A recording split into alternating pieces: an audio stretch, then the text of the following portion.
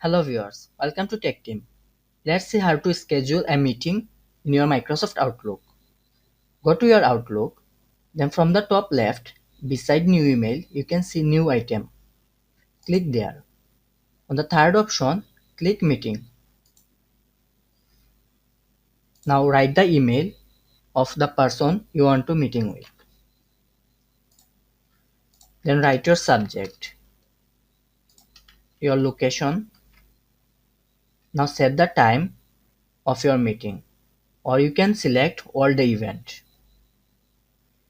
Now write the brief of your email.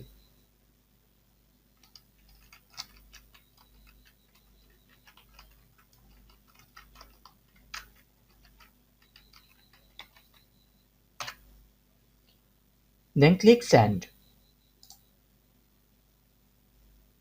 Now the person will get the meeting reminder. If you like this video, please subscribe. Thank you.